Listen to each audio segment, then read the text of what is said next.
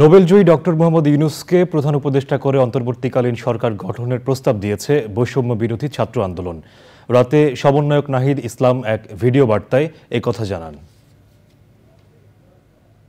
প্রিয় মুক্তিকামী ছাত্র জনতা, আমরা দেখতে পাচ্ছি যে আমাদের এই অভ্যুত্থান এবং বিপ্লবের পরেই দেশে অরাজকতা নাশকতা করছে ফ্যাসিস্ট এবং তাদের দোসররা। আমরা দেখতে পাচ্ছি যে বিভিন্ন জায়গায় এখন গোলাগুলি চলছে, মন্দিরে হামলা হচ্ছে এবং নাশকতা ও লুটপাট করছে। আমরা মনে করি আমাদের যে ছাত্র নাগরিকদের অভ্যুত্থান তাকে নস্যাৎ করার জন্যই পরিকল্পিতভাবে এই ধরনের ঘটনা ঘটানো হচ্ছে। আমরা মুক্তিকামী ছাত্র জনতাকে সজাগ এবং সতর্ক থাকতে আহ্বান জানাচ্ছি এবং আমাদের যে অন্তর্বর্তীকালীন সরকার, আমরা সেই সরকারের যে প্রস্তাবনা 24 ঘন্টার সময় নিয়েছিলাম, জরুরি পরিস্থিতি মোতাবেক আমরা এখনই তার একটি রূপরেখা ঘোষণা করছি।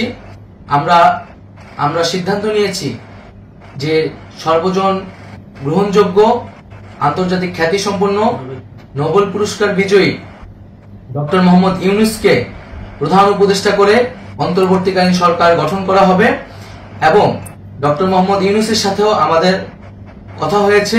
তিনি ছাত্র জনতার আহ্বানে বাংলাদেশকে রক্ষা করতে এই গুরু দায়িত্ব নিতে সম্মত হয়েছে। আমরা সকালের মধ্যেই আমরা এই সরকার গঠনের প্রক্রিয়া দেখতে চাই। রাষ্ট্রপতির কাছে আহ্বান থাকবে যে দ্রুত সময়ের মধ্যে ডক্টর মোহাম্মদ ইউনূসকে প্রধান উপদেষ্টা করে অন্তর্বর্তীকালীন সরকার গঠন করা হোক এবং এই অন্তর্বর্তীকালীন সরকারের বাকি সদস্যদের নামও আমরা সকালের মধ্যে ঘোষণা করব।